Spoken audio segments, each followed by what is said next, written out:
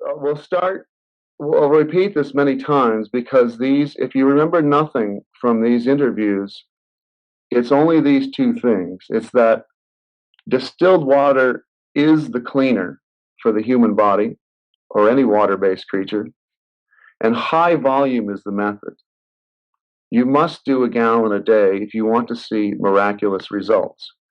And they are literally miraculous results. Now, it's not actually a miracle, it's just the way it works. But you have to call it miraculous to everything that we're all used to in Eastern and Western medicine.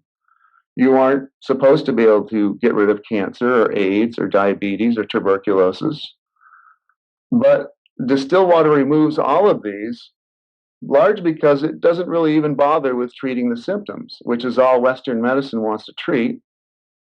Because if they don't remove the cause, they're guaranteed repeat business. The beauty of distilled water is that it does nothing but focus on the cause, which, to simplify, is toxic overload.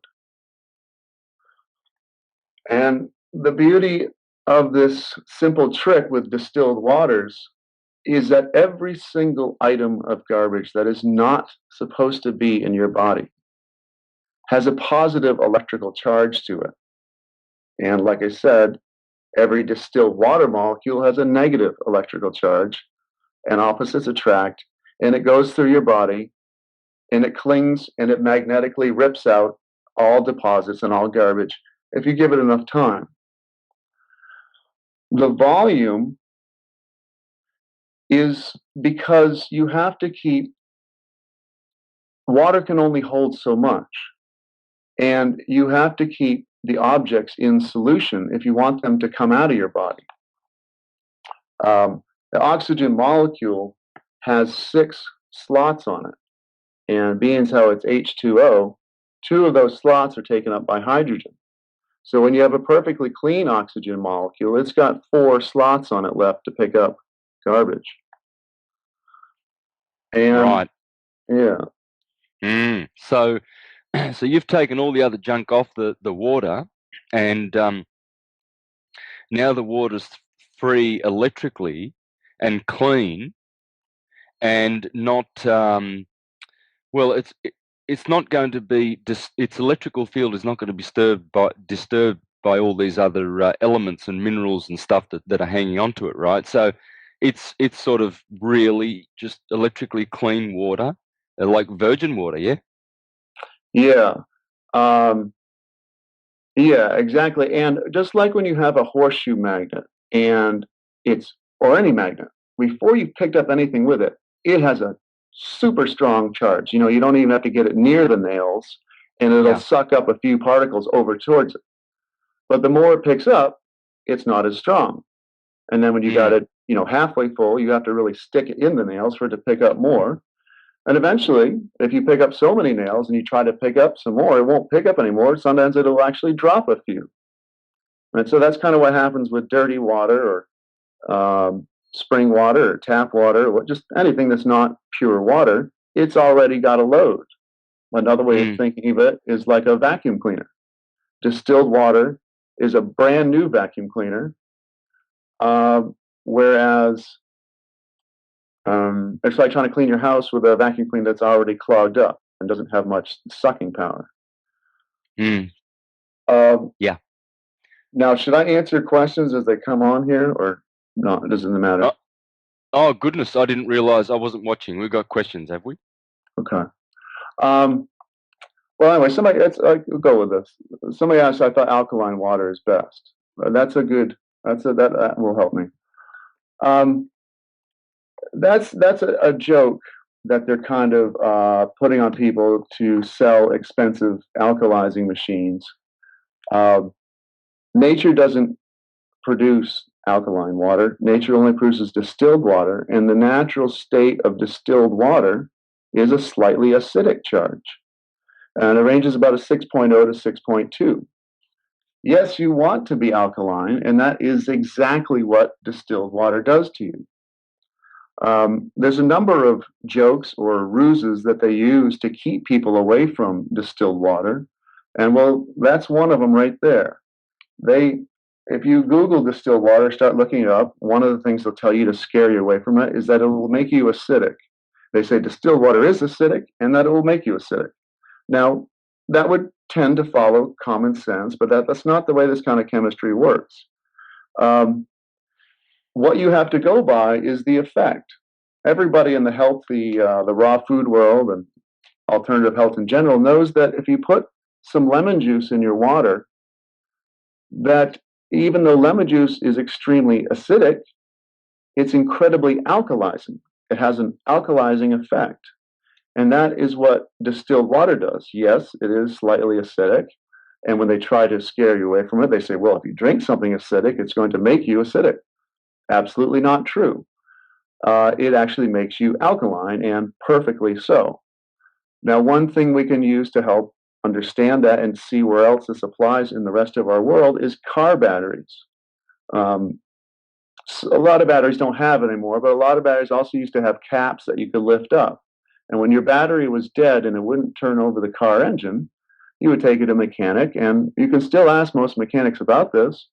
They'll say, well, you need to open up those caps and specifically pour in distilled water because it makes the battery alkaline, right? We all want alkaline batteries. And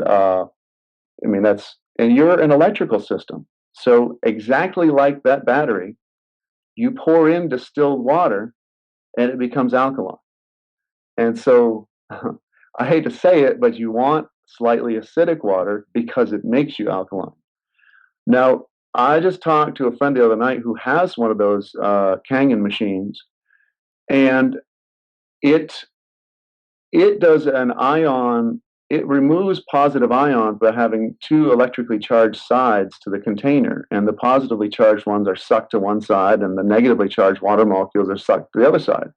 So I'm fine with that process because their deionized water is another way of is very similar to distilled water in that you've removed all the positively charged matter, which is pure death to your body. Um, but the second step of the alkalizing machines is that they add alkalizing drops to the water. Now, nature doesn't do that at all. And so I'd like somebody to find out what type of minerals are in those drops. It's basically a solution of drops, and they want you to make it alkaline by adding all these drops to it. Uh, I don't know, so I'm not going to say, but I'd like to know whether or not those minerals are organic or inorganic. I'm guessing that a lot of them are inorganic because, for the most part, organic minerals are living. And we could kind of use that to bring us to another. This is the main joke that they use to scare people away from distilled water, is that it leaches minerals from the body. And if you Google distilled water, I don't think it's by accident. Right on the first page it hits, right in your face. And this article is my main nemesis in trying to spread this knowledge. There's an article that's titled "Early Death Comes from Drinking Distilled Water." Yeah. Right. Now, just to begin with, if you understand that rainwater is a distilled water, you can replace that sentence and see how stupid it sounds by going, early death comes from drinking rainwater. And it doesn't appeal to anybody's common sense. It sounds ridiculous. And that's because it is ridiculous. In fact, the opposite is true. The title should be called "Long Life Comes from Drinking Distilled Water" is the actual truth. But in general, this is the main ruse, is they scare you away. They say, and the reason early death comes from it, because it'll make you acidic, but the number one thing is that it will leach minerals from your body. And you will find this. Pretend you don't know anything about distilled water and go around in your world and just randomly ask people, say, what do you know about distilled water? Or should I drink distilled water? For the most part, especially with doctors, if people know anything about it, most people have really never even thought about distilled water at all. And that's on purpose because it's been suppressed and you're not really supposed to talk about it. But most doctors have definitely heard about it, and they'll usually put their hands in, no, don't drink distilled water. It will leach minerals from your body. Well, this is an on purpose half truth, and it's quite a cute little trick, but it's absolutely not true. They are on purposely leaving out the distinction of what type of minerals that distilled water leaches, because it is scientifically known that there's two types of minerals, and that distilled water can only possibly leach one of them. And it comes back to those simple electrical magnetics. There's two types of minerals, and we got organic and inorganic. Your body is entirely composed of organic minerals. There is zero position and or zero use for inorganic matter in your body. And anything that you consume that's inorganic is just matter and debris that your body is going to have to deal with to eliminate. Organic versus inorganic is like saying alive versus dead, shiny versus dull, maybe even organized versus chaotic. But all inorganic minerals have a positive electrical charge to them. And distilled water has a negative electrical charge to it. And organic minerals have a negative electrical charge to them. Sames repel. It is impossible physically, scientifically, electrically, magnetically. It is impossible for distilled water to leach organic minerals from the body. Yes, you can go ahead and say that it leaches minerals from the body, but that's only if you are on purposely leaving out, making the distinction, what type you're talking about. Yeah, that makes sense. They always give you half truths. Yep. It's always half truths, and I've always been aware of the organic minerals and inorganic minerals. I'm a follower of Dr. Sebi's work, and he talks about how herbs that are natural to this planet, that haven't been tampered with or hybridized, such as chamomile and comfrey and aloe vera and peppermint, these are all hybrid plants, which he says create acidity in the body, contrary to what you think.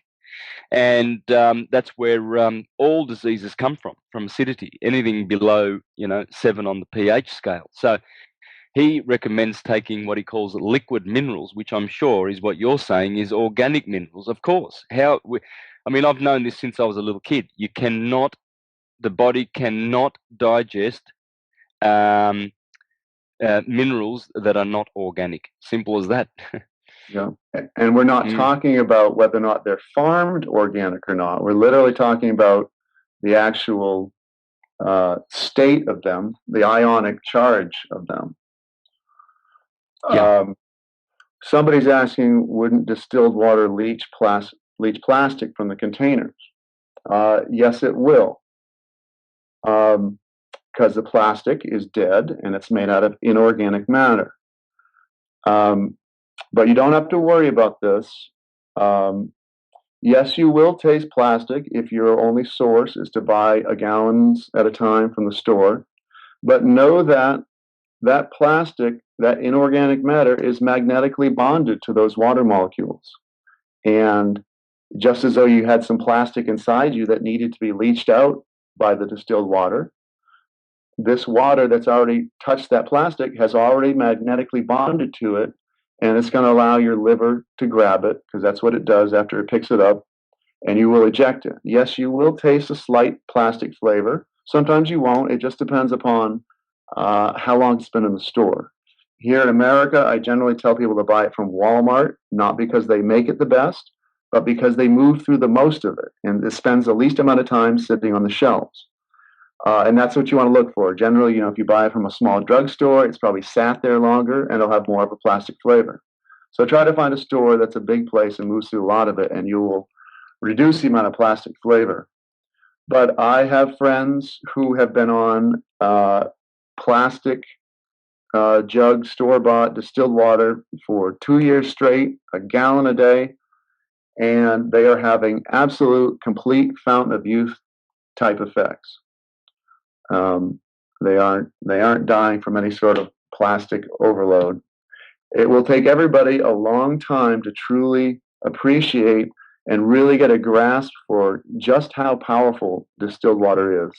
Even though I know as much about it as I do, I still am shaking my head every day, and it tickles my toes because it's pretty unfathomable um, to really get a grasp and to see what this does. I promise you that a lot of you don't realize that we are actually talking about effects like if Ponce de Leon and his men had found the Fountain of Youth and everything, like say you're going to write a movie script of what would happen to them, gray hair turning back to black or red or whatever color it was, eyeglasses being thrown away, wrinkles popping out, arthritis dissolving, depression going away, schizophrenia, anxiety, um, going from an ashen and gray color to actually having a literal golden glow that other people can see. This is exactly what distilled water does to people, and there's no lie in that statement at all. But you must do the gallon a day of it. I'm going to keep repeating that. I get phone calls, emails, testimonials from around the world now, and every time it's always something miraculous, or at least miraculous compared to what you're used to in Western medicine. And whenever I ask these people, well, how much are you doing a day? They always respond a gallon to a gallon and a half. And if you don't speak English, that would be 4 liters to 6 liters. That's a little joke. Wow, that's quite a lot though, really, isn't it? Because they keep repeating. Is it 8 glasses a day that we should be having according to consensus? Yeah, and they're talking about 8 ounce glasses, which is about a quarter of a liter. I want you to drink, which is a half a gallon. If you were to do 8 times 8, that's 64 ounces, 128 ounces a gallon. I want you to drink 8 half liters or 8 16-ounce glasses per day. 16 ounces is a pint, or it also weighs about a pound. So we got a saying, you can pound a drink, like really chug it. So you could say pound a pound of water, pound a half liter of water. And if you do that 8 times a day, that'll get you to a gallon or roughly to 4 liters. And it may seem like a lot, and a lot of people have that concern up front. But I've got a couple of things to help alleviate that concern. One, everybody know that's doing it. They're not having any problems. They're actually becoming the healthiest they've ever been. Two, I've got 2 doctors who recommend a gallon to a gallon and a half per day. And those doctors can be seen on my AquariusTheWaterBearer.com website.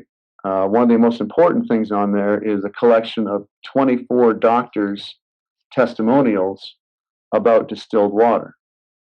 And 2 of them will actually say up to a gallon and a half. The other really telling thing is that in the urine therapy world, when you are drinking all of it and you actually use a measuring cup to pee into, on a 24-hour period, if you measure it, you roughly pee out a gallon to a gallon and a half every 24 hours. Now that's if you're properly hydrated. Yes, you can make yourself dehydrated where you're only peeing out, a half a cup every 3 hours. You don't want to be in that state. You want to be in a state of flow. If you're peeing out that much, drink a couple of glasses and pump up the volume. You can literally control the flow rate and how fast it's going through you. So let's see. People are asking, spring water is naturally alkaline, I thought. Well, it probably is, but you don't want that. It's alkaline because of the inorganic matter in it. Again, and I'm not making this up, you can argue with nature if you want to. She only produces distilled waters, and those have a 6.0 to 6.2. Now, see, spring water is old water. When I say Mother Nature only produces distilled waters, I mean when she produces new water. And In the human body, those are the kidneys. The kidneys are massive water distillers, and that's probably their number one function, is to keep your blood completely distilled. The alkaline, rain, mist, snow, dew, and fog, uh, and all fruit juices. Um, the rain, mist, snow, dew, and fog, those are brand new waters. Spring water is after it's fallen from the sky and it's run through rocks, or sometimes even called mountain spring water. And right there, you know that rain, which used to be distilled, has been running through a mountain. Now, well, what's a mountain made out of? A mountain is made out of rocks. Rocks are nothing but inorganic minerals. And the other one is inside all plants. The water inside all plants is brand new water. It's come up through the roots, through the stalk of the plant, out through the branches, and then it, either comes into the fruit or the leaves. And that is brand new water that's been filtered by, some of nature's most awesome filters, the plant. It's not so much that you have to use the method of distillation. It's that distilled is the state that water is in when it's made pure. So it's by whatever means you can get to that. I mean, you can even have 3 reverse osmosis machines set up in a row, if that's what it takes you to get pure water. You could have a Kangen machine and a distiller. You could have, whatever 7 charcoal filters in a row, if that's what it takes to get it close to 100% pure. Or on the total dissolved solids scale, when you have a TDS meter, it measures parts per million. You want it pinned at a 0. You want 0 parts per million. And when you get there, whereas reverse osmosis water, it's always in the high 90s, and that's probably the next comparable water to it. It's still not the same as having 100% pure water. Like I talked about the magnet at the beginning. The magnet, when it's got nothing attached to it, has an exponentially more powerful pull than a magnet that's got a few things stuck to it. It's right in the beginning that it's just super, super pulsing its magnetism and looking for objects to pick up. So you want that pure water. Let's see, what else? Another ruse that they use to scare people away from distilled water is that you shouldn't cook your food with it because it leaches minerals from your food. Well, again, this is an on-purpose half-truth. Yes, it does do this. But that's only because you've cooked your food and you've erased the negative electrical charge from your living food. When you cook it, you flip the charge from negative to positive. And this is the whole point of the raw food movement, is to stop people from taking their expensive food and killing it with heat. Now, when you steam or boil some vegetables, potatoes, whatever, in some distilled water, when you kill those minerals, when you kill them, yes, now they become positive. And yes, that distilled water is going to leach them. And in fact, you kind of want it to do that because you don't want them anyways, now that you've killed them. But they give us this silly joke that we became separated from the animals the day that we learned to master fire and cook our food. Yeah, we became separated because the rest of the animals are looking at us like we're idiots. They're going, wait, we just killed that buffalo. No, hang on, I got to cook it. I got to apply some flames to it. And the wolf's like, no, come on, man, let's eat it right now. It's alive and it's awesome. No, hang on, let me charcoal it first. Yeah, that's when the animals walked away from it. Those guys are crazy. And so now what you see around you in society is people dying at 60 or 70 because they're stuffing dead food down their throats. Mm-hmm. They've wiped out, if you look up Kirlian photography, you can see the electromagnetic aura around foods or around people. And you erase that. You send that shiny, gorgeous, I mean, you can look at before and after shots in Kirlian photography. You want that aura. As Carl Sagan said, we're all light beings harvesting light. So why would you get rid of the light? That's the number one thing that you want out of your food. Um, yeah. Yeah, for sure, for sure. It always puzzles me how, I mean, look at the word cook. When you cook the head of your car, that's the motor gone. When you cook the books, cooking the books means you've changed the books from their natural state and now the books are lying. And when you cook the food, what are you doing? Well, it's cooked. Cooked is cooked. There's no other way to look at it. Cooked means killed. Absolutely means killed. You cook something, you kill it. If you put your hand in boiling water for 3 seconds, your hand is not going to be very good for the next couple of weeks. In fact, if you torture it as long as you torture your food in boiling water, those poor potatoes. And I've seen, those people that look really, really grey and you can tell they've got no life force left in them because they're eating out of boxes and they're cooking their food 10 times more than what they should. You see these people with these vegetables, and the vegetables are so cooked that they're almost soft, like they melt in your mouth. That's how they want it, by the way. I don't know why, but the I think it's the tyranny of the senses. I mean, cooking food only increases the taste. That's all it does. And then you can put condiments on there and spices, etc., and things like that, but it's still dead. It's totally and utterly useless, putrid and acidic. I have to get off cooked food. I'm still doing a little bit of cooked food, but I always feel better when I eat raw food. Always, ever since a little boy, it's just magic. Well, there is a reason why it's hard to get off cooked food. It does increase something else besides just the flavor, which is actually questionable once you actually develop a palate for raw food again. That's right. They're called excitotoxins, and the longer and the hotter that you cook food, the the excitotoxins take off in exponential numbers. Um,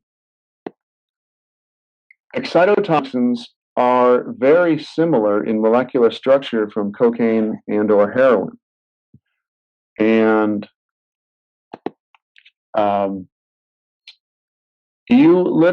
most people think that they're hungry when they wake up in the morning. They're used to 3 cooked squares a day. What the hungry feeling actually is auto-intoxication. The body is always trying to get rid of garbage, but there's only a certain top speed at which it can do it. Now, when you exceed that rate, which you're definitely doing with 3 cooked squares a day, the body loses over time. And a lot of people say to me, I'm talking about cooked food versus raw food. They're like, yeah, but Andrew, everybody's cooking their food, and people live until 60 or 70. Like that's a huge accomplishment. I said, no, you don't get it. 60 or 70 is a joke. It should be 60 or 70,000 years at a minimum. Besides, look at the quality. Oh, sure, they're living to 60. Half of them are obese, diabetes, piles, arthritis, headaches.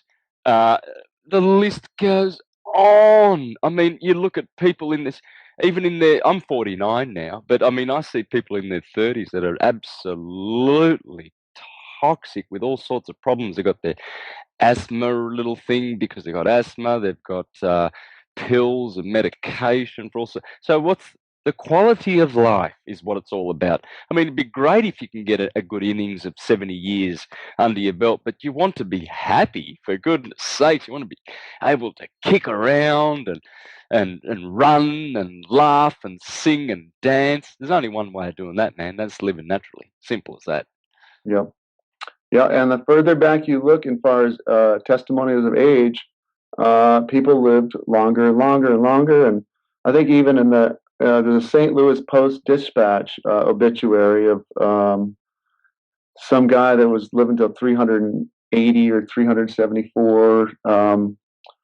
And that's this is kind of a funny side note. I want people to know, I know you've a lot of us have lost our teeth due to fluoride damage. It's the sole cause of the dental fluorosis epidemic. But when you study longevity, everybody knows you get a new set of teeth every 100 years. You don't just get your adult teeth. If you start getting healthy and get on this water, as you start approaching 100, or maybe even sooner, because these teeth are rotting out of our heads, new teeth come in. And in that St. Louis Post Dispatch obituary, that guy was on his fourth set of teeth, and his hair had turned from gray to black 4 times over. So it's the cooked food, and people are all stoved up. They're just literally becoming clogged with garbage. And Western science admits that it has no known reason for us to die other than toxic overload. And when people start eating at a rate and consuming garbage that's at a rate that's less than the top speed for ejecting garbage, you reverse the trend. And they start to melt. I use that word a lot because that's once you start studying testimonials in this world of water knowledge, people kind of melt. All their garbage starts to flow out of them, and they smell awful for a while. And this is important to mention. Detox reactions, detox symptoms. I must make sure that people do not confuse this with the distilled water making them sick.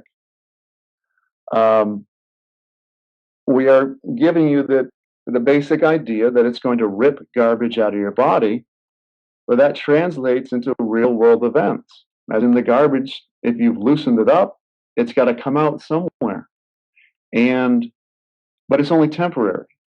You may have armpits that smell worse than ever, feces that smell like petroleum. Your sinuses might start to smell like chlorine if you spend a lot of time swimming in pools. You may have headaches, flashes of headaches, flu-like symptoms, real brief flashes of flu-like symptoms, nausea, vomiting, diarrhea. But know this, know that the body does not make mistakes. It is we, the captain of the ship, that drive it into the rocks. And if you let it take care of itself, it does just fine. If you just give it water, you're a water-based creature. If you give it pure water, it will do everything. And the only side effects, if they could be called that, are the detox symptoms. There are zero side effects, like when you hear listening to drug ads on TV, that your eyes might start falling out, or your anus might start leaking, or you might start having heart attacks, or you might die, or you might go blind. There are zero side effects like that when you start drinking distilled waters. It is the only side effect is the garbage that's going to melt out of you.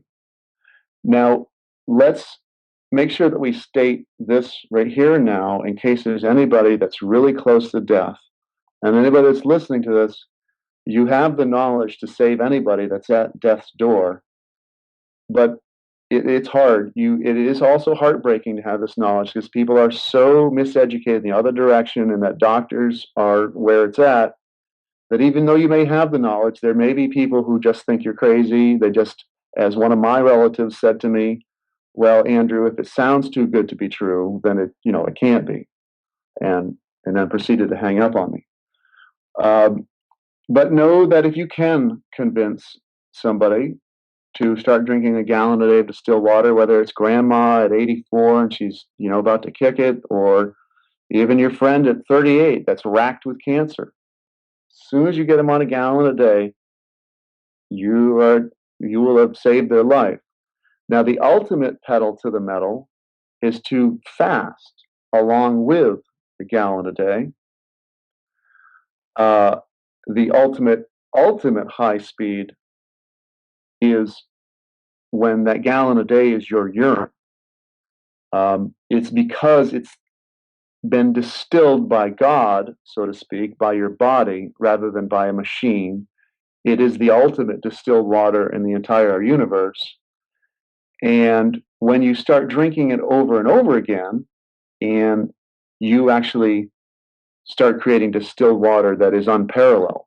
Um, because just one time through the human body, urine, and this is in all the science books, is more sterile than machine made distilled water. And so you could have a competition. You could, okay, well, I'm going to distill it again in my machine, but then you loop it again through the human body, and now it's double distilled by the human body. And just right from the get go, out of the gate, it takes off exponentially, more distilled, more sterile. There is no machine that can match the quality of distilled water that the human body can produce. Um, so if you've got somebody dying and they're right at death's door, get them to stop eating. You know, if you're as concerned as if you think you're terrified they're going to die, the ultimate thing you can convince them to do is to stop putting garbage down the hole. And I said there's only a certain top speed at which the body can eject garbage. So part of the problem is stuffing dead food down there. Now, it'd be one thing if it was live fruit juices. That's way better than, I don't care if it's really expensive broccoli and really expensive spinach. And you cook it, like you said, you've turned it into dead mud. There's no longer a glow around it. So stop eating and drink a gallon a day, or that's 4 liters per day. And you can go up to 6 liters or up to a gallon and a half. Over that, you're on your own. Just because I've never seen a doctor recommend it. I do have friends that drink 2 gallons a day. So it's really up to you. And just before we forget, nobody, this is in the, we can spend time on urine therapy later, but right now I just want to keep it to the overall term of distilled waters. But everybody should know this.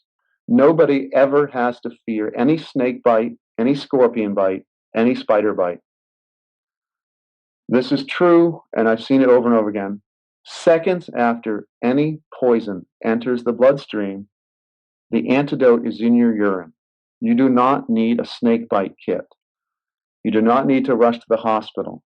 And I don't care if it's a black mamba or a coral snake or a rattlesnake or a black widow spider. It does not matter.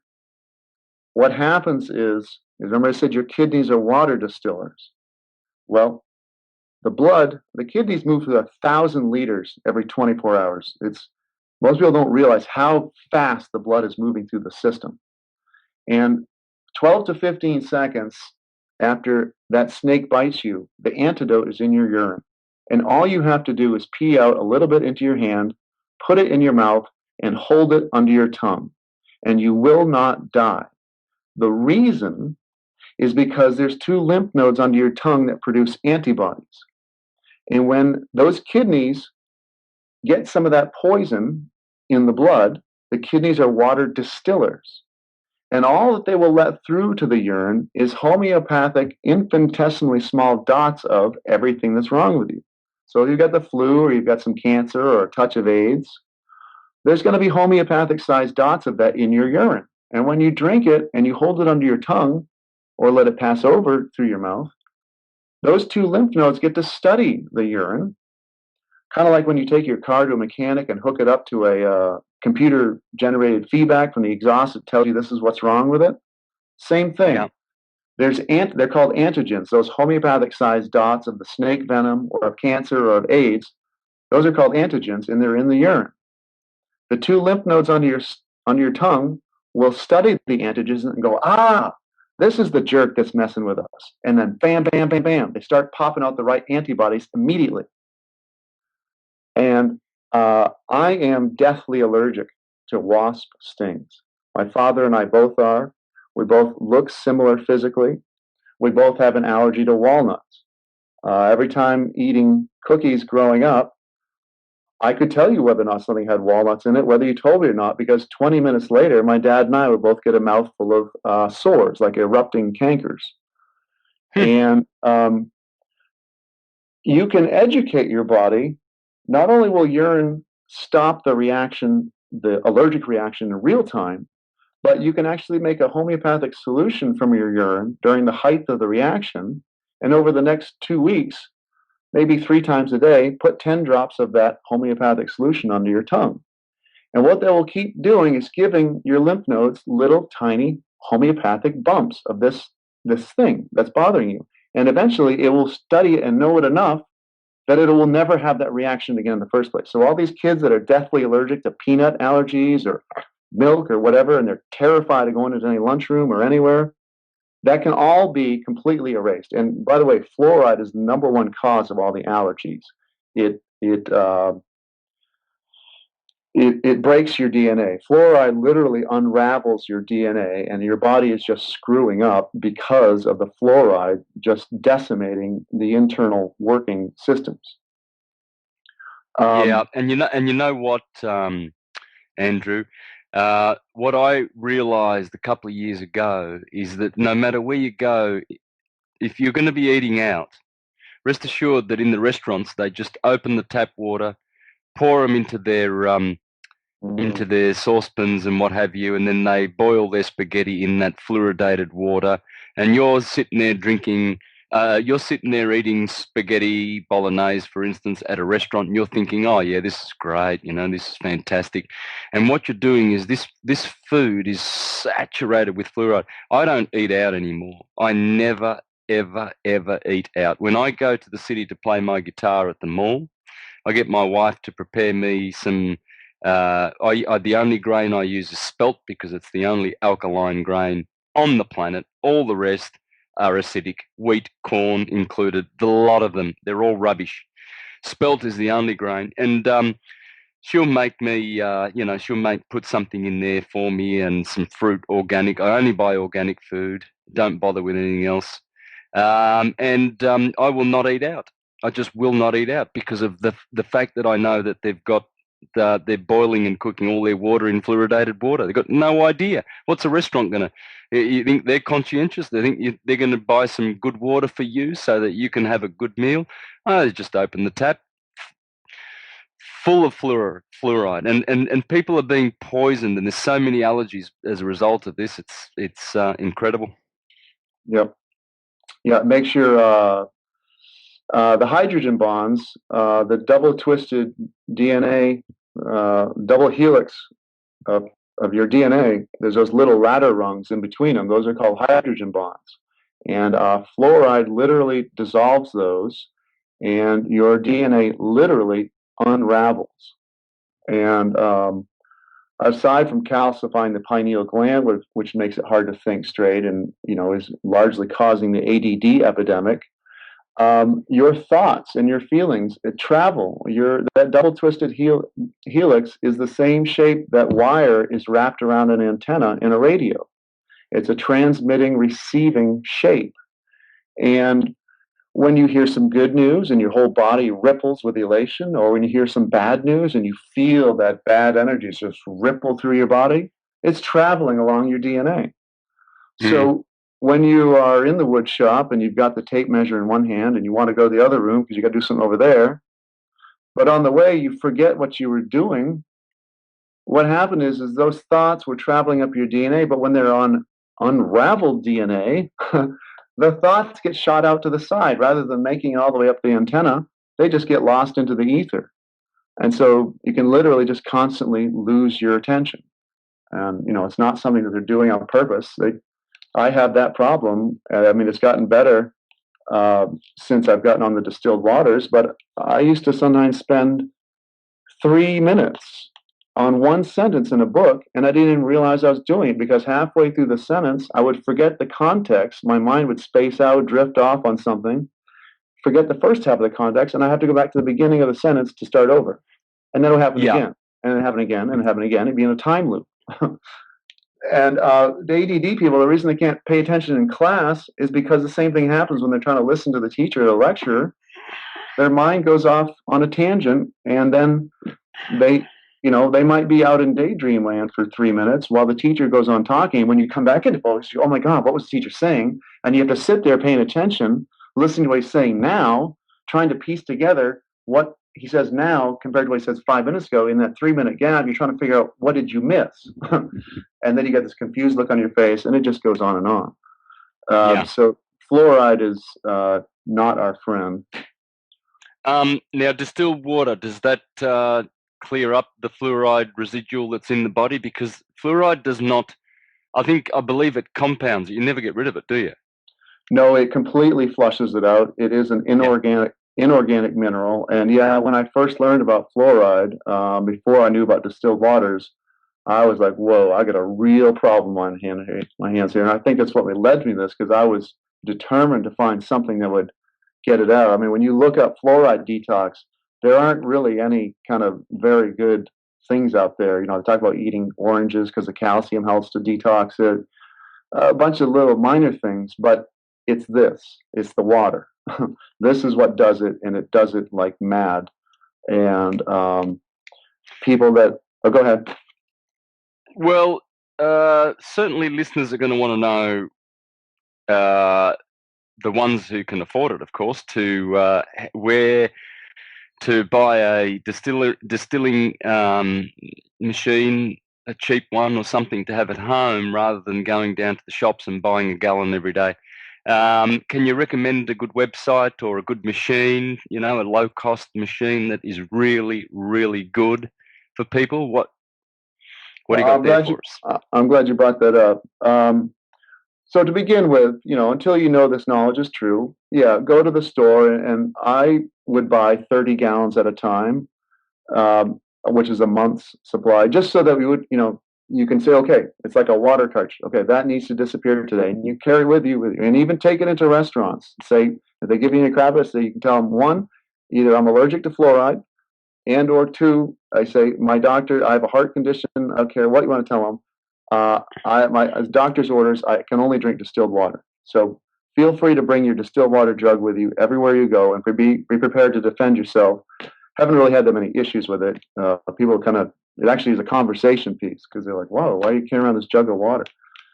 But buy it in the stores first, and you know, until you figure out that it's real, which you quickly will.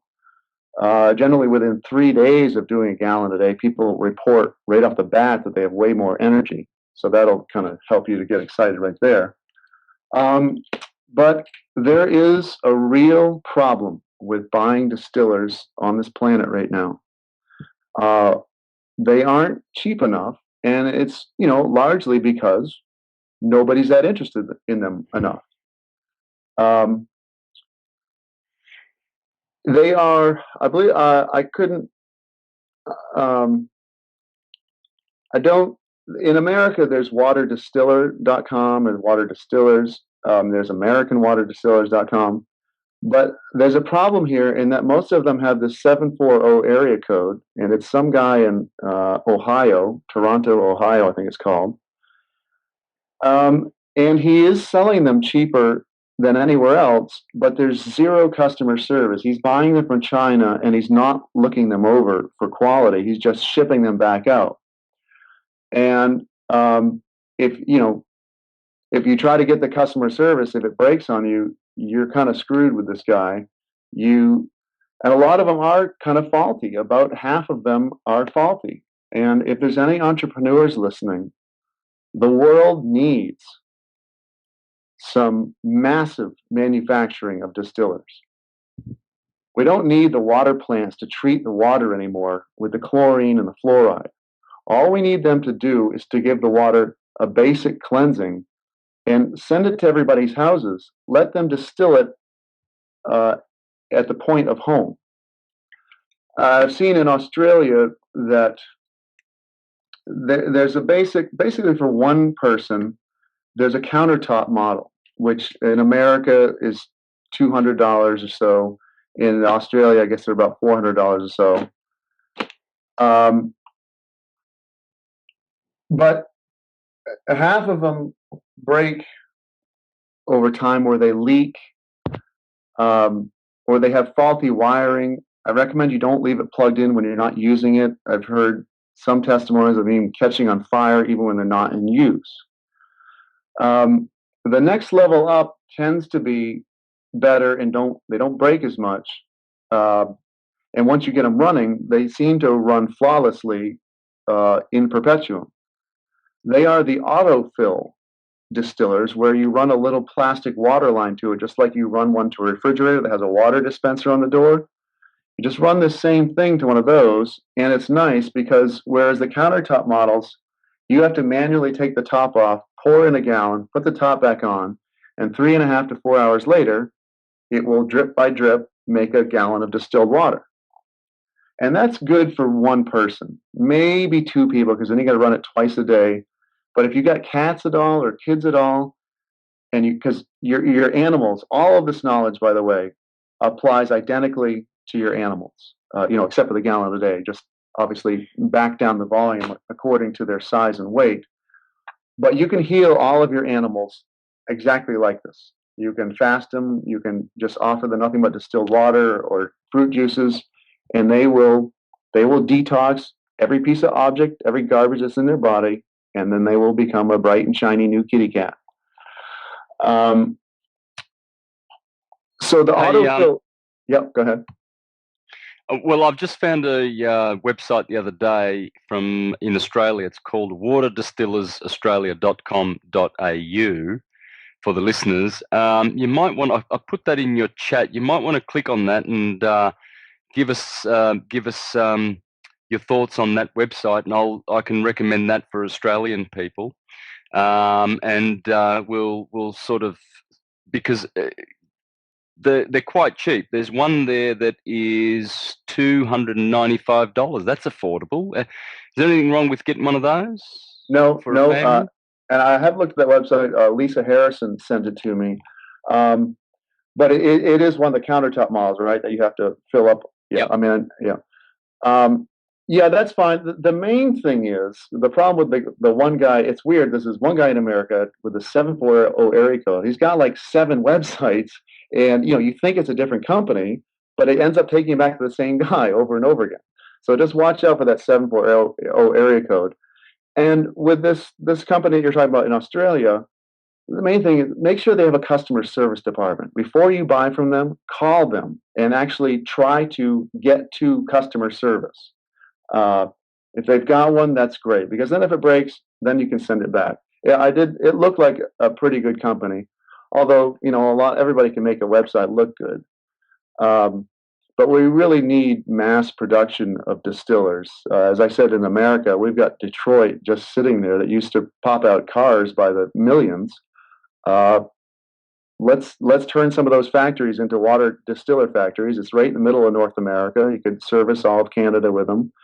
We wouldn't have all the shipping costs back and forth to China.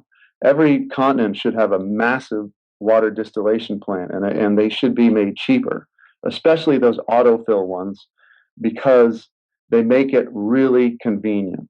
The beauty of those things is that they fill themselves up. They have a holding tank underneath it, and it just constantly keeps filling the holding tank. When it hits a trigger, it gets too low, it automatically fills itself back up. And that's fantastic. But what are those looking like on that website? They're starting like at 700 or 800, right? Yeah. Yeah, Look, that one I think you're talking about is the top one there. It's $1,100. yeah. Now, don't get me wrong. Calling this expensive, you couldn't put your money in a better place for your family's health. That's right. Screw Yeah. health insurance. If you want to, Yeah. most people are starting to understand that buying quality food is worth it because it's. There's a great new video now called "Forks Over Knives." Have you seen Mm. that? And what No. basically the premise is, they're saying choose the quality of what you eat using a fork to put in your mouth over waiting and going solving your problems with a knife in the operating room. Treat your health with a fork and not with a knife down the road. Hey, Yep. Andrew, I've got a good friend of mine has linked me to a website called ewater.com. Have you seen that one? No. Yeah, I'll link that to you right now. And I know you'd be hard pressed checking it out during the interview, Uh-huh. but perhaps when you come back, you might be able to share with us what you think about ewater.com. This looks pretty good to me. Is it There's is the it link. dis, is it distillers or is it some other kind of? It's well, I don't know. It's got acid alkaline water ionizers. Why they are a no-no. Oh, hang on. That's the heading. Uh, Man, there's a lot to read on here. I'm sorry, mate, but you'll Oh, have to that's just okay. check it That's out okay. yourself. Okay, yeah, I'll get back to it next time. Yeah. Okay, but anyway, ewater.com. I don't know, but usually this friend of mine knows what he's talking about, and he reckons Cool. that this is one of the best. So hopefully that'll help your listeners. All right, continue on. Sorry about that. That's all right. Let's talk about juicing. How about that? Go. Yeah, please. Fantastic. Maybe you can find it posted too. If on YouTube, there's a little 5-minute video. I believe if you search for 70-year-old woman finds or discovers fountain of youth, and a little local news station did a video on this woman who has been drinking nothing but rainwater and fruit juices, live fruit juices, for the past 30 or 40 years.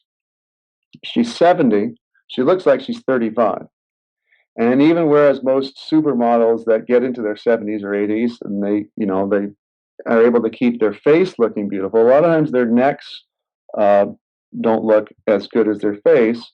This woman's neck doesn't have any wrinkles to it at all. Her face, her neck, her body looks like a sculpture of beauty, and she's 70. Her husband looks like a typical 70-year-old. He's got gray hair and he's huge and he's obese, and he's got diabetes, and he takes all kinds of medications. She takes zero medications. She has rainwater collection barrels in her backyard, and she lives in South Florida, and she has all these fruit plants in her backyard, and she juices her own fruits and vegetables. That is a video testimonial of that we are actually talking about the fountain of youth here.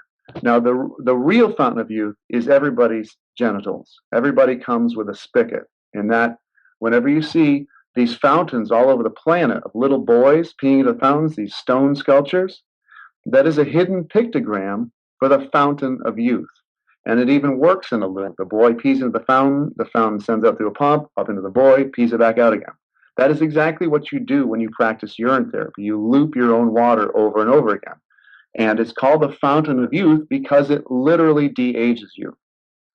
On average, when a 60 or 70-year-old person goes on a 30-day urine fast and they drink all of their urine, they lose, not only do they vaporize cancer, AIDS, tuberculosis, whatever it was in the first 2 to 3 weeks, but they also, there's always a tagline on the end of these testimonials, they lose 20 to 30 years in appearance. You back it down a little bit, and they start glowing for real. And back it down in age, say a 40-year-old man, when a 40-year-old man does a 15-day fast, he loses about 15 years appearance. It looks like he's about 25. The other, so there's that short 70-year-old woman discovers fountain of youth, but there's a fantastic movie now also called Fat, Sick, and Nearly Dead. You heard of that? No. Fantastic. It's two guys that juice for 60 days. One of them is a trucker that weighs about 380 pounds. The other one is another guy that's maybe 280 pounds or so. They both are ashen and gray, sunken eyes, terrible immunity, allergic to all kinds of things, miserable condition, not very good personality. In this video, you watch these two guys melt. There's that word again. They melt, and you will see it with your eyes. They go from that poor state to golden, glowing. Their eyes turn sparkly. They lose weight. The 380-pound trucker at the beginning can't walk but 5 minutes in the beginning before he's exhausted. By the end of the movie, he's jogging down the street and he's starting to look like a fence post. Those are distilled waters, and you are watching them literally melt all the garbage out of their bodies. Now you might think that it's the nutrients. And yes, the nutrients, the enzymes are particles of light. They are what is glowing. And if you are a shiny object, you want to add shiny things to you because it will increase your shine. If you cook your food and you add dull things to you, it's going to make a shiny thing dull. But what is really happening here, we want to get down to the truth of it, is that it is the water. Water is a conductor of life force. Prana, mana, chi, life force, light force, I don't care what you want to call it. Tesla's radiant energy, Wilhelm Reich's orgone energy. These are all words for the same thing. We'll just call it the force or whatever. It's not that water is the force, it's that it's a conductor for the force. Yeah. And this is measurable with an ohms meter. Ohms are units of resistance in the electrical world. And I was at my electrician friend's house, and we had 3 types of water there. It started out because he told me something I did not know yet.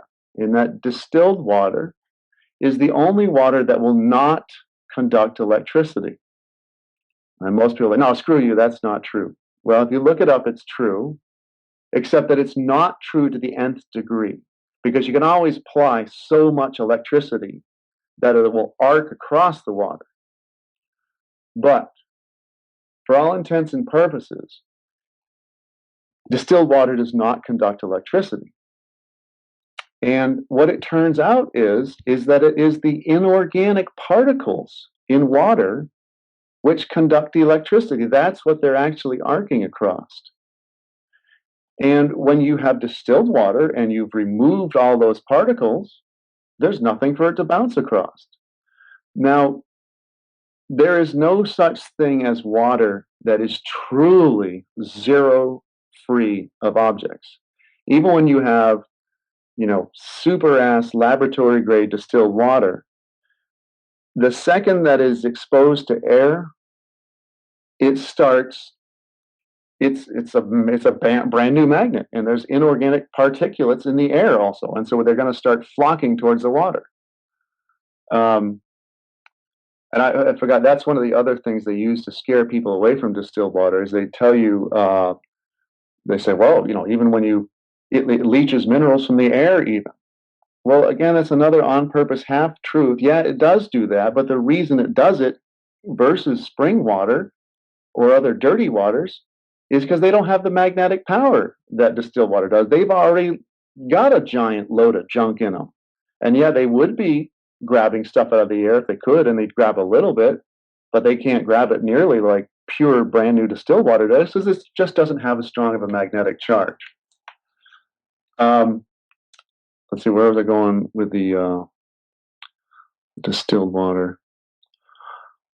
Well, you're talking about how not all water can be 100% pure, but right. Thank you. Okay, we're talking about ohms, and so and ohms are units of resistance. Okay, and so when you have well water, well, we had these 3 types. We had well water, reverse osmosis water, we had distilled water, all 3 in a row. And an ohms meter has 2 electrodes sticking out of it. And so we stuck the 2 electrodes apart from each other in the well water. And what the ohms meter is reading is how easy it is for electricity to shoot from one electrode tip to the other electrode tip. And it measures how much resistance there is. And so the well water kind of had a low number, meaning it had a low number of ohms, meaning it had a low amount of resistance for that electricity to arc across it. And so meaning that it was kind of easy for electricity to go across it.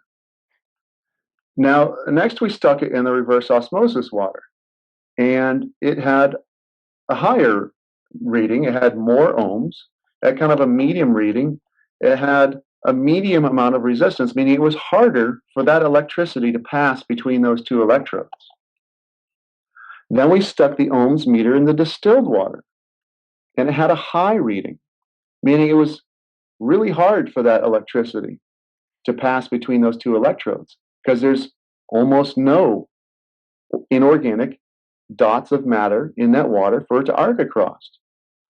So then my friend grabbed the electrician, he grabbed the two electrodes and he drinks reverse osmosis water on a daily basis. And the ohms meter went back to roughly the same reading as the reverse osmosis water had for a reading. And then I grabbed it, and then this is when both of our faces dropped because we didn't expect this to happen. But when I grabbed it, the ohms meter shot up to a very high reading, higher than the distilled water. And what that taught me right there is it explained a lot. What this is showing us is that the more distilled you make your body, the less dots of inorganic matter you get, the longer that you stay this and you are shooting for that goal of zero garbage in the body, the more ohms that you have, the more resistance that your body has to harmful electricity, to harmful energy. And this is quite useful in a world where we got HAARP and scalar weaponry, and we have cell phones, and we have Wi-Fi units and cell towers everywhere, and we got electricity running through our walls while we're trying to sleep at night, and there's all this electronic pollution in the air. This literally gives you a force field that you always wished for as a kid, that is literally possible.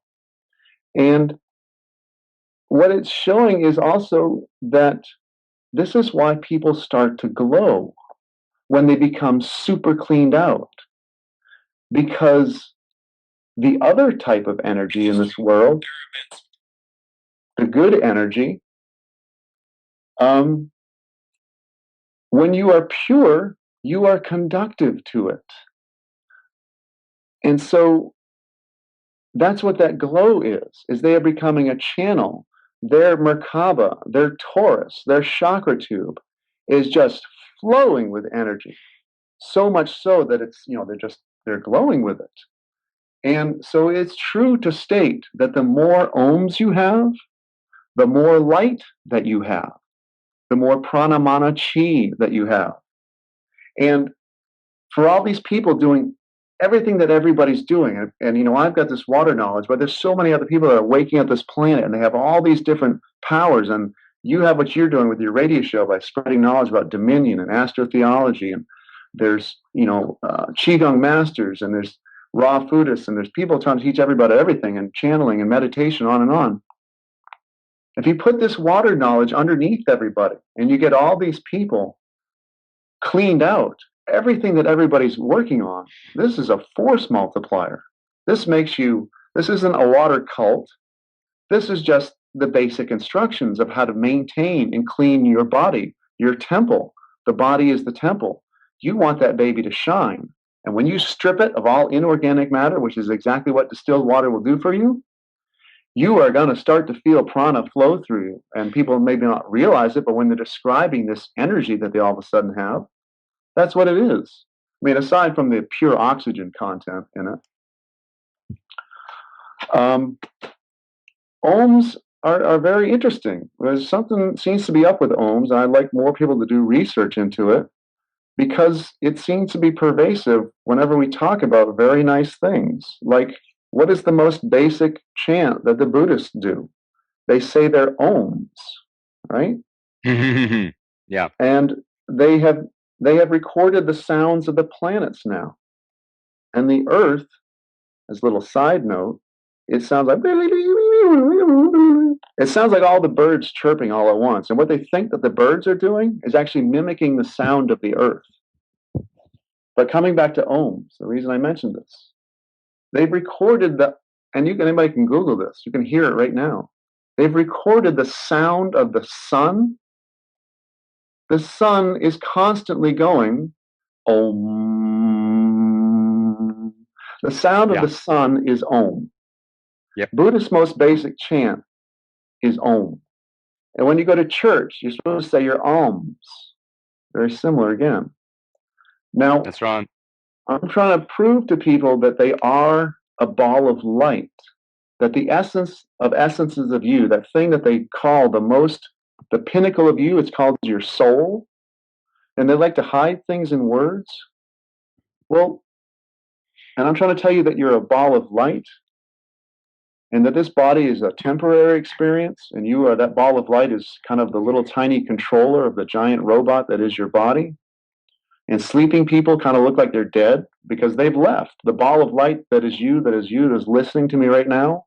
When you go to sleep, the ball of light that you are, you leave your body, you leave the pineal gland, which is the crystal pine cone throne for the ball of light that you are. You leave and you go out on the astral plane and you travel.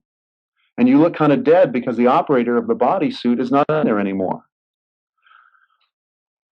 A soul, the Latin word for a ball of light, the sun, is called the soul.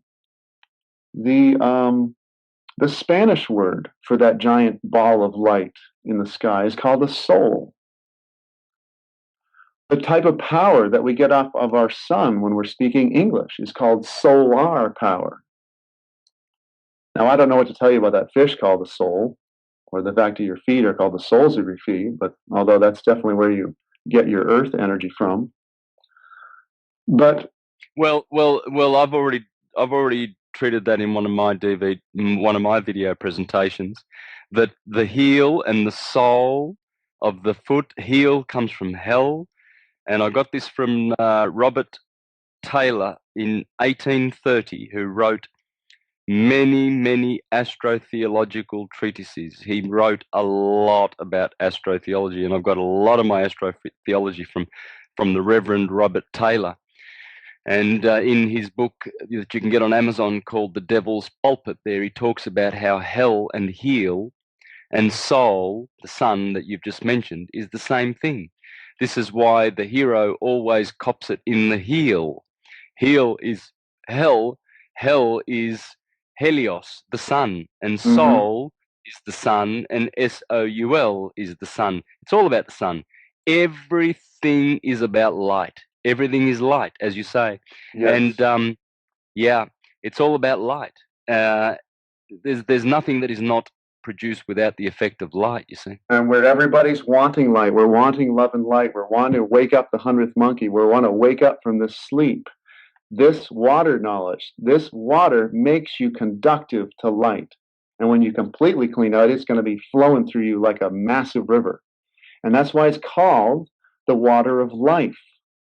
Everywhere in the Bible that they mention rivers of living water or the water of life, they're talking about urine. And you'll also notice that light is spelled with a silent GH, L-I-G-H-T, where normally when GH is pronounced in English, it's an F sound. So light is also very close to, if you pronounce the GH, is lifed. Light and life are one and the same. Life, light, God, sun, soul. These are all the same things. And that is, yep. And that is the base. And go ahead. This very interesting point, I might just add, sorry, because you've got so much good information, but because of the letter L, L in Hebrew is the letter Lamed. Lamed looks exactly like the glyph for Saturn with a cross on it. Saturn, the glyph for Saturn in astrology is exactly the same as the Hebrew letter Lamed. And L has to do with the obelisk. It's the male phallic. It's the male component of electricity. It's both male and feminine. But that L turns up in words like light, Lord, life, love, because it's all a vibration of the same thing. It's all a vibration of light. Everything is. Sound is, love is, truth is. That's why you resonate with truth. Sometimes, you hear someone speaking and you say, oh, I resonate with that. That makes sense. And that's because it's light and it resonates with the light that you are. So speaking, and this is why the Hindus, they do this, the Om sound, because they realize, they know that voice is light, and they're just putting light back into their bodies by making that beautiful sound. Nice. So doing the ohms, saying your ohms, must make you, in that moment, you're upping the conductivity to light. Yep. Problem, right? Yep. Spot on. Yeah. And so I've noticed that a lot of words also end with al, crystal, metal, and these are all, if all matter is condensed light, then it also comes back to cathedral, which is a catheter of light.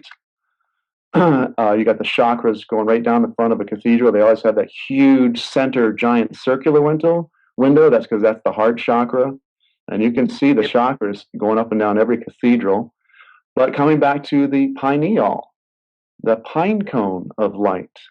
That's what the pineal is. And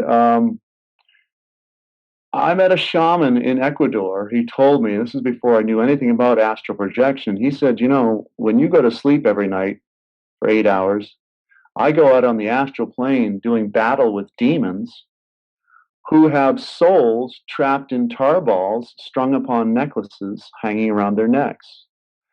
And I had learned enough at that time to know that I'm really stupid and missing a lot of information. I knew enough that when I hear something that I don't have any reference to at least hold it as a possibility. And I did that, and I had no idea if he was crazy or not. But then I went home and I started studying astral projection. Now I understand that he was completely telling the truth. But what we're doing here tonight is very similar to what he was doing.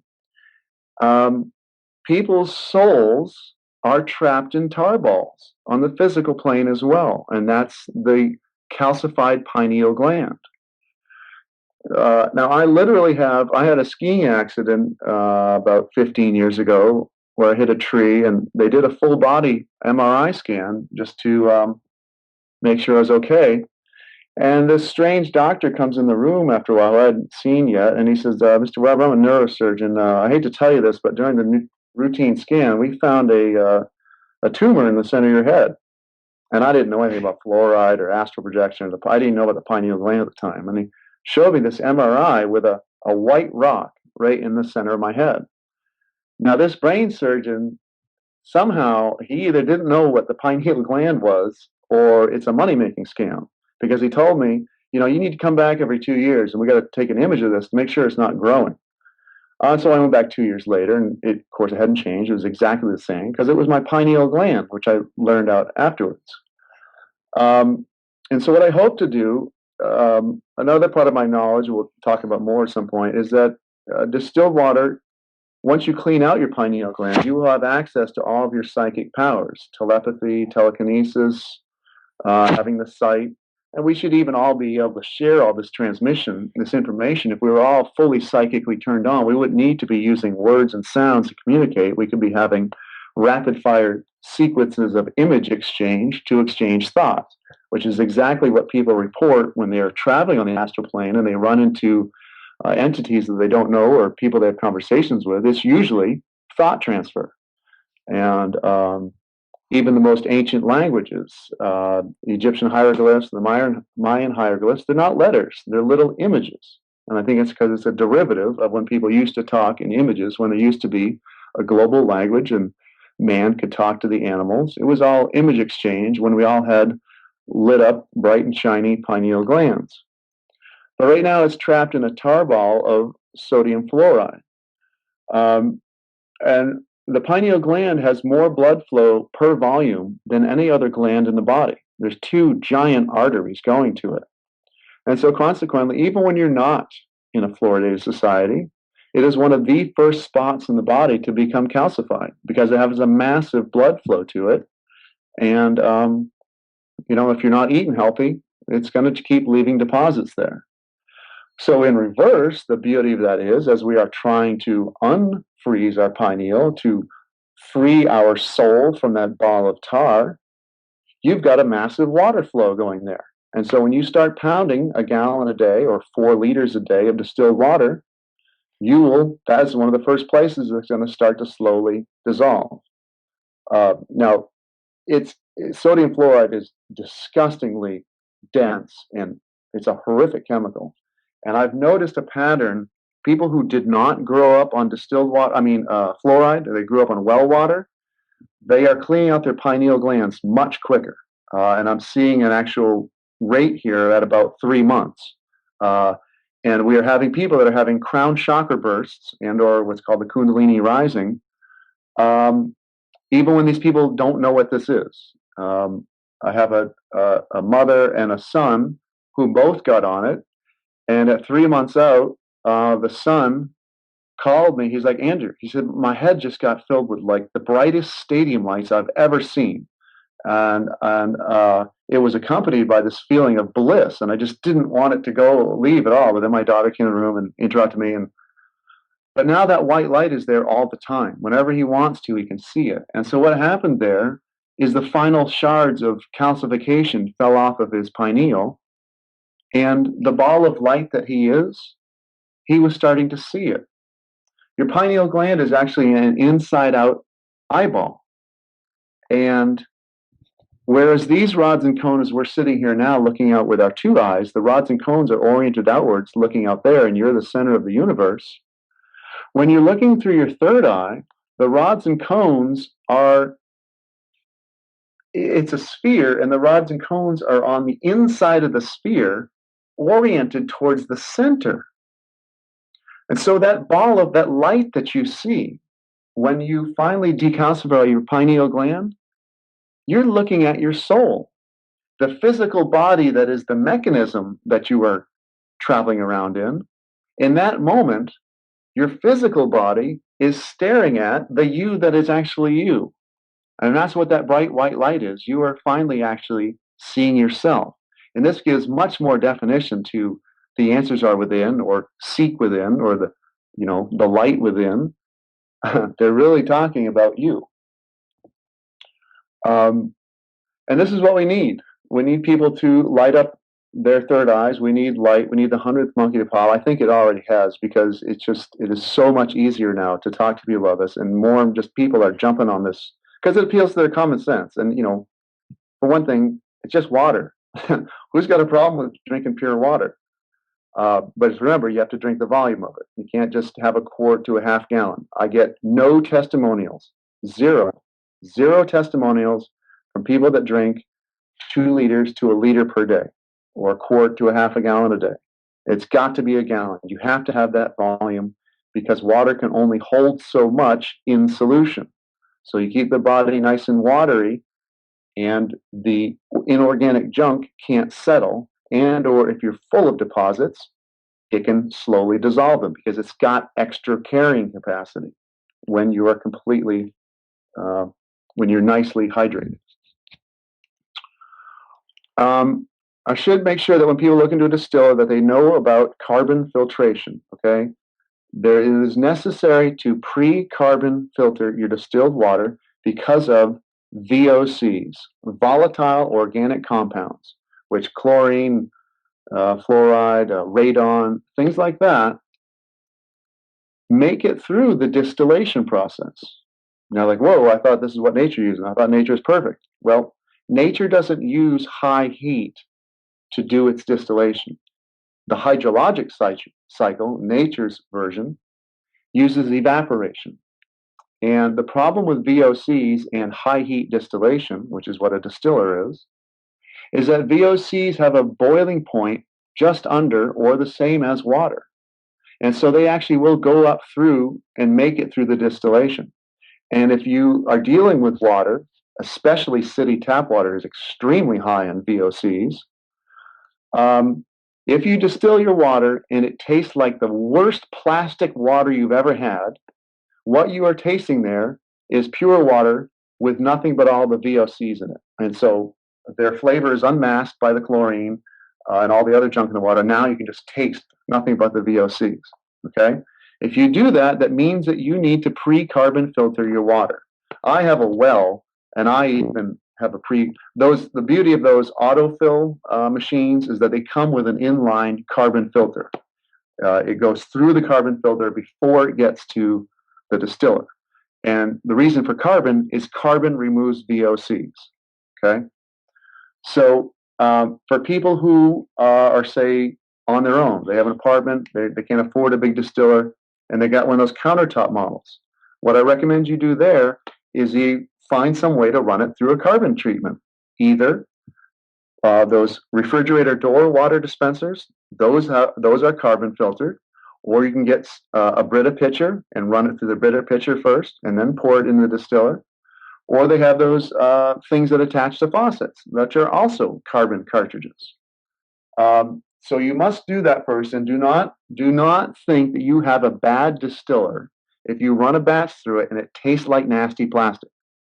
All that is the VOCs, and you need to carbon filter it first. Okay. Great. In my case, I already have a filter. I'm not sure whether it's I'm pretty confident that it is, but I'll just check that first. But for all people who've got filters, just make sure that they're carbon filters as opposed to nothing else. I'm just not really sure, but you want no. carbon. Yep. Carbon picks up VOCs. Another thing, as you start to get into this, most people think water is just water, and I hear that all the time. And we also tend to think it's just some pathetic thing you can slap around, rather than realizing it's made out of hydrogen and oxygen when it's pure, and those are both rocket fuels. So that's another reason you'll feel energy. But I was going to say, the taste. The taste. People are like, well, I like the taste of my spring water. Well, water is not supposed to have any taste. If you're tasting anything, that means there's objects in it. Okay? What water is supposed to be is the smoothest texture you've ever experienced.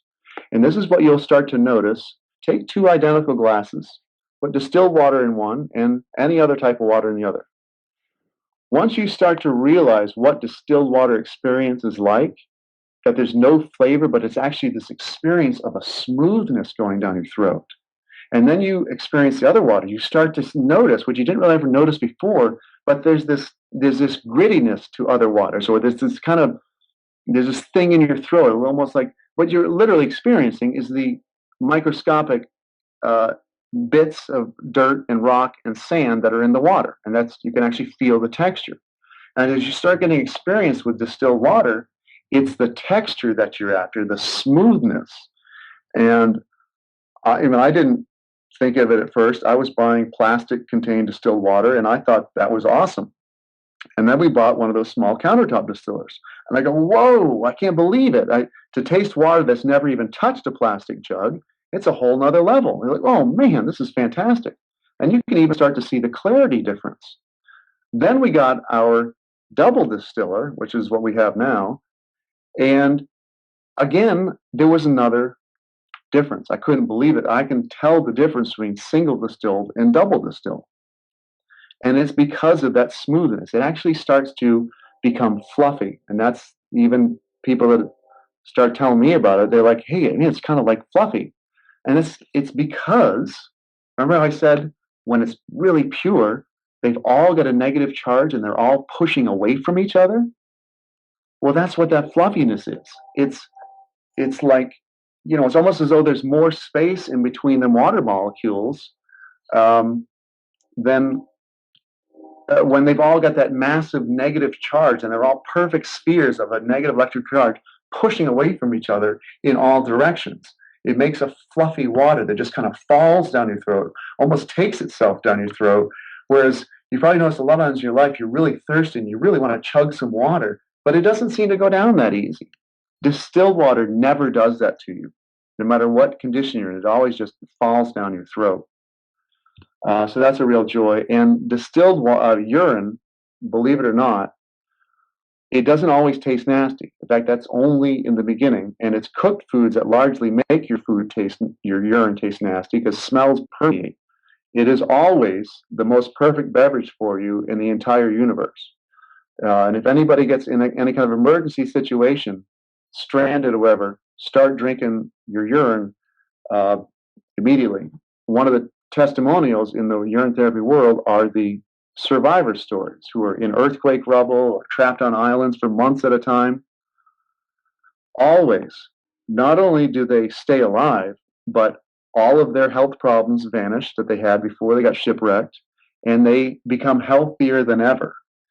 And the only time that urine will fail in an emergency situation is if you wait too long to start drinking it. If you wait like 2 days and you go, oh man, I am stranded here.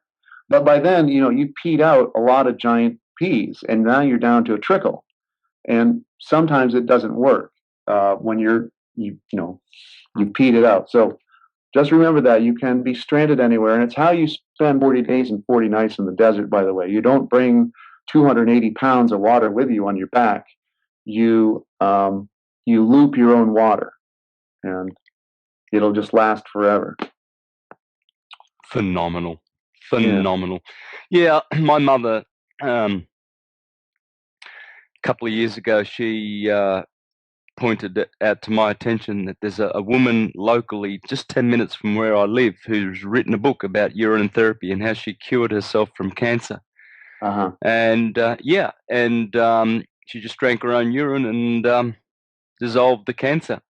And Yep. she has a book up here somewhere in the Dandenong Mountains. She did this, and she's not the only one. There's many people who can testify to the fact that urine is healing. A good friend of mine, Dr. David Jubb, who works out of New York mostly, but he talks about raw food and all of that stuff and urine drinking, and he was teaching. He's been drinking urine all most of his life, and well, since he discovered it anyway, and extolling the virtues of and the therapeutic effects of drinking urine. So there's a lot of information out there. It's not going to be hard to find that on the internet, is it, Andrew? No, and in fact, I want to make sure that at AquariusTheWaterBearer.com, and it's not Aquarius the Water Barrel or bearer as in like your bear in your butt. It's the constellation, AquariusTheWaterBearer.com. Underneath books, I have there a free PDF for John Armstrong's The Water of Life. It's under 200 pages. Every water-based creature in the entire universe should know the knowledge that is in that book. That man had tuberculosis back in the 30s, I believe, and the doctors gave him the typical, go on, you're dead in 2 months, go home, there's nothing more we can do for you. He remembered his mom has put urine on his bee stings as a kid, and he remembered one of the Bible quotes. There's many of them. Drink thee of thine own cistern. But anyways, he went on a 45-day urine fast and completely cured himself of tuberculosis, and then spent the rest of his life curing 20,000 other people who were at death's door. And that book is full of the highlights of those testimonials, and it will knock your socks off. Now, don't worry that it's about urine, okay? You can also read, anytime you read these testimonials, you can substitute distilled water in there for the word urine. It doesn't work as fast, whereas, it might take 1 month to vaporize cancer on a urine fast. Maybe it'll take 3 months to vaporize cancer on a distilled water fast. Now, it's just because it's not as purely distilled. It's not as magnetically powerful. That's the only difference. And I've seen on average that it takes roughly 3 to 4 times to do what urine will do. But still, being able to cure yourself of cancer, AIDS, tuberculosis, diabetes in 3 to 4 months is a miracle compared to anything you can expect in Western or Eastern medicine, because you can't even expect it at all.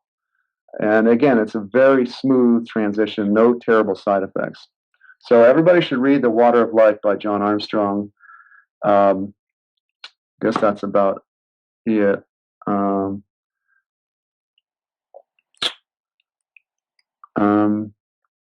I just know somebody asked, how can I filter fluoride before consuming it so that it won't calcify my pineal gland further? Well, that's what we're talking about. Reverse osmosis gets out fluoride, and distillation gets out fluoride.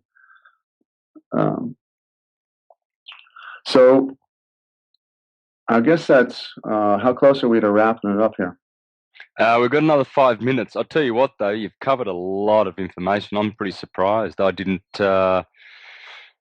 expect all that. That's just brilliant that you're able to cover everything. A lot of information. And I guess I could say this. The reason I'm speaking fluently about this, I haven't mentioned, I have 20 urine therapy books in my collection, and they're all listed on my website. I've read over 1,000 urine therapy testimonials and distilled water testimonials. And so that's what I'm speaking from. And when I say that if you're 60 or 70 and you do a 30-day urine fast and you lose 20 to 30 days, that's because that is what happens over and over and over and over and over again. And so I'm speaking through 1,000 testimonials, and I'm working on pulling those all out of the books. And at some soon, they're going to be published on that website. I think I'll call it the Water Wizard. It'll be an alphabetical listing by disease of these testimonials. So if you've got diabetes, you'll be able to go and look underneath diabetes and see what other people's testimonials were to your specific disease. I'd like to point people towards a woman that's got diabetes. She's keeping a public diary using distilled water and urine. It's at facebook.com/changingmydna.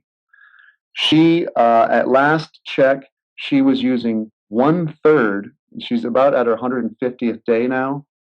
Fasting. She's done some fasting, but she's greatly diminished the amount of food coming in, but doing the gallon a day, drinking a lot of her own urine.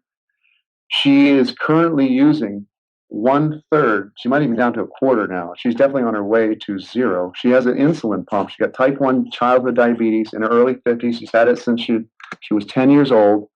She is just about done with diabetes. And she's using 2/3 less compared to what she used to when she started. And here again, diabetes is just another joke. The cure for diabetes, this knowledge is going to make you furious that all these coin collection boxes beside the cash register help find the cure for disease or cancer or diabetes. We're talking about deposits throughout the body. All diabetes, it's not that the pancreas can't produce insulin anymore, it's that the ejector ports on the pancreas have been clogged with mineral deposits. And you drink distilled water long enough, it melts them, and the pancreas resumes putting out insulin, which is exactly what's happening to this woman.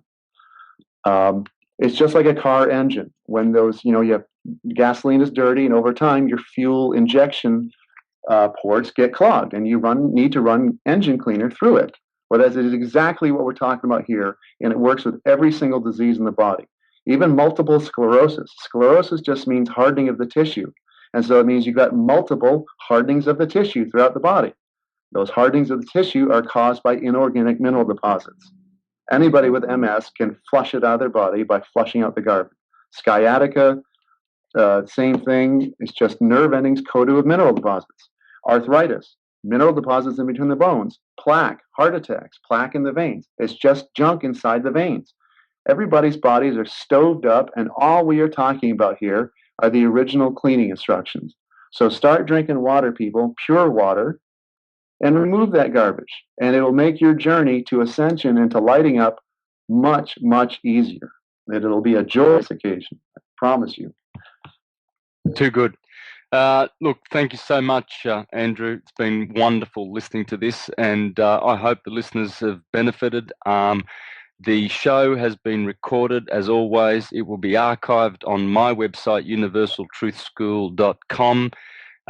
You can just fish around there on the website and you'll find the archives. There's a guy called Promethean Reach that has archived all or most of the radio shows that I've done.